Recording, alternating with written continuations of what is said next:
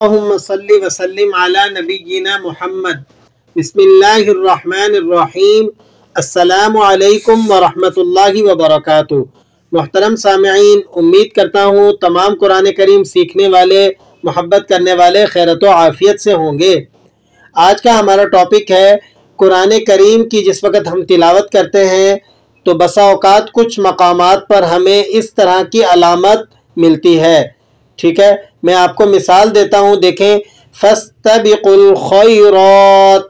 अब यहाँ पर अल खैरात की ता के बाद आपको वैसी ही निशान, वैसा ही एक सिंबल लगा हुआ नज़र आ रहा होगा।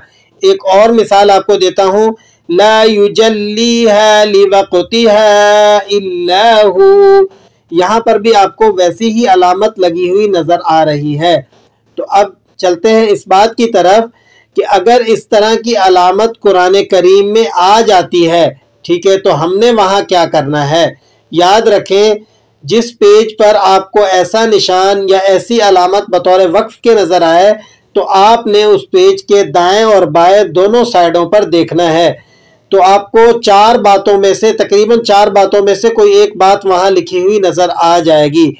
या तो वहाँ वक्फ़ुन नबी सल्लल्लाहु अलैहि वसल्लम लिखा होगा, या वहाँ लिखा होगा वक्फ़ जिब्राईल अलैहिस्सलाम, या वहाँ लिखा होगा वक्फ़ मंजिल, या लिखा होगा वक्फ़ गुफ़रान। ठीक है, तो ये चारों बातों में से कोई एक बात वहाँ लिखी होगी या इसके अलावा कोई और बात वहाँ लिखी होगी।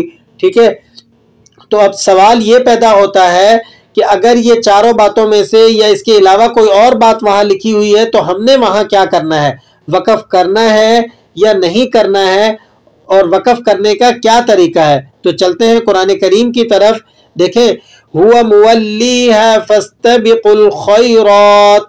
अब यहाँ पर अल खैरात के बाद आपको वैसा ही अलामत लगी हुई नज़र आ रही है, और इस पेज की राइट साइड पे, सीधी साइड पे आप देखेंगे तो आपको वक्फ़ुन नबी सल्लल्लाहु अलैहि वसल्लम लिखा हुआ नज़र आ रहा होगा। छोटा छोटा सा लिखा हुआ है राइट साइड पे, सीधी साइड पे, वक्फ़ुन नबी सल्लल्लाहु अलैहि वसल्लम। ठीक है, तो जहाँ अब चलते हैं इस बात की तरफ। अब देखें, अगर ऐसा पेज जिस पर इस तरह की अलामत लगी है और उसकी दाएं साइड पे या बाएं साइड पे आपने देखा कि वहाँ वक्फ़ुन नबी सल्लल्लाहु अलैहि वसल्लम लिखा हुआ है, तो इसका क्या मतलब है। सबसे पहले ये बात समझ लें, इस वक्फ़ुन नबी सल्लल्लाहु अलैहि वसल्लम का मतलब यह है कि ऐसे मकामात पर वक़फ़ करना मुस्तहब है। ठीक है, जहां पर वक्फ़ुन नबी सल्लल्लाहु अलैहि वसल्लम लिखा हो वहां वक्फ़ करना मुस्तहब है। अब एक लफ्ज़ आया है मुस्तहब, पहले मुस्तहब की थोड़ी सी तफसील सुन लें। मुस्तहब ऐसे अमल को कहा जाता है जिसको नबी करीम सल्लल्लाहु अलैहि वसल्लम ने या फिर सहाबा किराम ने किया हो और इसे पसंद भी फरमाया हो, लेकिन इसके साथ साथ उस अमल को हमेशा ना किया हो। कभी उस अमल को कर लिया हो और कभी उसे तर्क कर दिया हो, छोड़ दिया हो। ठीक है, यानी हमेशा हमेशगी नहीं फरमाई उस अमल पर, कभी कर लिया और कभी छोड़ दिया। ठीक है, तो ऐसा अमल जिसे कभी कर लिया हो और कभी छोड़ दिया गया हो वो मुस्तहब कहलाता है। उम्मीद करता हूँ आपको मुस्तहब की डेफिनेशन समझ में आ गई होगी कि मुस्तहब किस अमल को कहा जाता है। अब चलते हैं वक्फ़ुन नबी सल्लल्लाहु अलैहि वसल्लम की तरफ। याद रखें, जहाँ पर नबी अकरम सल्लल्लाहु अलैहि वसल्लम ने वक़फ़ किया हो उस वक़फ़ को वक्फ़ुन नबी सल्लल्लाहु अलैहि वसल्लम कहा जाता है। ठीक है, जहाँ पर नबी करीम सल्लल्लाहु अलैहि वसल्लम ने वक़फ़ किया तो ऐसे वक़फ़ को हम क्या कहेंगे, वक्फ़ुन नबी सल्लल्लाहु अलैहि वसल्लम। इस पर एक इश्काल आपके जहन में आएगा कि रसूलुल्लाह सल्लल्लाहु अलैहि वसल्लम तो हर आयत के आखिर में वक़फ़ फरमाया करते थे, वरत्तिलिल कुरआन तरतीला के तहत। ठीक है, तो अब इस वक़फ़ को वक्फ़ुन नबी सल्लल्लाहु अलैहि वसल्लम के साथ मौसूम और ख़ास क्यों किया जा रहा है। ठीक है, ये इश्काल आपके जहन में आ सकता है।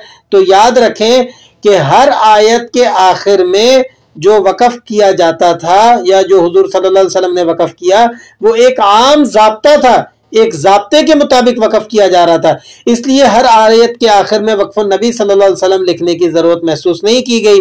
लेकिन ये जो यहाँ पर वक़फ़ किया जा रहा है ये कोई आम ज़ाब्ता नहीं है, यहाँ पर आयत मुकम्मल नहीं हो रही, बल्कि नबी करीम सल्लल्लाहु अलैहि वसल्लम ने यहाँ पर वक़फ़ किया, इसलिए इस वक़फ़ को वक्फ़ुन नबी सल्लल्लाहु अलैहि वसल्लम कहा गया।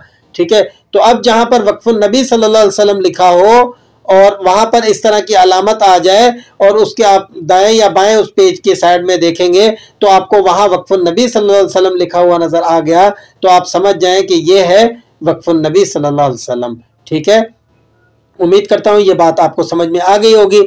अब इसके साथ साथ आप ये भी बात समझ लें कि कुरान करीम में ये कितनी मर्तबा इस्तेमाल हुआ है वक्फुन नबी। ठीक है, तो इसकी तादाद में उलमा इकराम का इख्तिलाफ है। बाज़ उलमा इकराम का फरमाना यह है कि 10 मरतबा ये वक्फुन नबी आया है कुरान करीम में।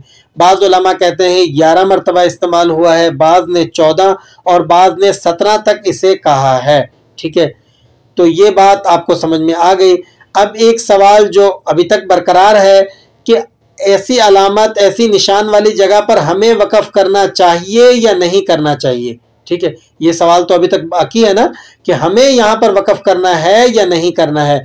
तो याद रखें, अगर ऐसी अलामत किसी पेज पर लगी हुई है और आपको वहाँ क्या करना है, आपको भी वही अमल करना है जो जनाब नबी करीम सल्लल्लाहु अलैहि वसल्लम और सहाबा इकराम ने किया, यानी कभी वहाँ पर वक़फ़ कर लेना है और कभी नहीं करना। उम्मीद करता हूँ आज का टॉपिक आपको समझ में आया होगा।